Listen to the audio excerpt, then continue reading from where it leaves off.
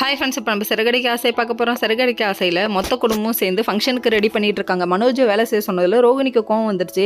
என்னம்மா இப்படி பார்க்குற, ஒரே குடும்பத்தில் இருக்காங்க, ஒரு அண்ணன் தம்பிக்கு ஒன்றுனா செஞ்சு தானம்மா ஆகணும். அன்னைக்கு உன் புருஷன் பிச்சை எடுத்தப்ப இவர் தானம்மா கூட்டு வந்தார், எங்கள் பாப்பமா போச்சு அந்த ரோசம்லாம். நீ இதுக்கு கூட்டு வந்தா என் புருஷன் நானே தேடி கண்டு போய் பிச்சை எடுக்க விட்டு அதுக்கப்புறம் கூட்டு வருவேன் நீ சொல்லலாம்லம்மா, ஏமா நீ இப்படி இருக்க அப்படிங்கிற மாதிரி ஆயிடுச்சு. என்ன பண்ணுறது, சுயநலமான பூமிப்பா இது அப்படிங்கிற மாதிரி இருக்குது. அதுக்கப்புறம் பார்த்தீங்கன்னா ஒரு வழியாக அந்த மீனோட வீட்டில் இருந்தெல்லாம் எல்லாரும் வந்துட்டாங்க. வந்தோடனே சொன்னது இவங்களோட ரியாக்ஷன் எப்படி இருக்கும்னு தெரியாதா, வழக்கம் போல தாங்க. அப்புறம் கடைசியில் பார்த்தீங்கன்னா நம்ம ரவியோட ஃபேமிலியிலேருந்து வந்திருக்காங்க, அதாவது ரவியோட மாமியார் வந்திருக்காங்கங்க.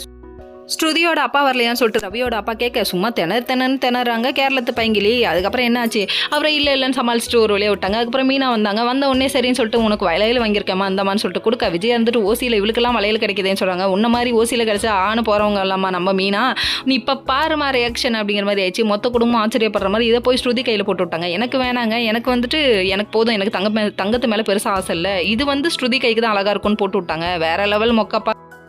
இவங்க எதிர்பார்த்தது வேறு, ஆனால் நடந்தது வேறு. அதனால் செம்ம அப்செட் ஆகிட்டாங்க. இன்னொரு பக்கம் கேட்கலாம் வெட்டுறாங்க. கேக்கு வெட்டி ஹாப்பியாக கொண்டாடிட்டு இருக்காங்க. இன்னொரு பக்கம் பார்த்தீங்கன்னா நம்ம சிட்டி வந்து வெளியே வந்தோடனே சத்யா நீ ஏன் இங்கே இருக்க, மலையேறதுக்கு மச்சான் உதவி தேவை, நீ ஏன் இப்படி இருக்க, போய் செலவு பண்ணுன்னு சொல்லிட்டு பணத்தெல்லாம் கொடுக்குறான். டே நல்ல நாளே நீ வாங்கி கொடுத்ததுன்னு சொன்னோன்னே இந்த சட்டையே போடல முத்து, நீ ஏன்டா இப்படி இருக்க அப்படிங்கிற மாதிரி ஆயிடுச்சு.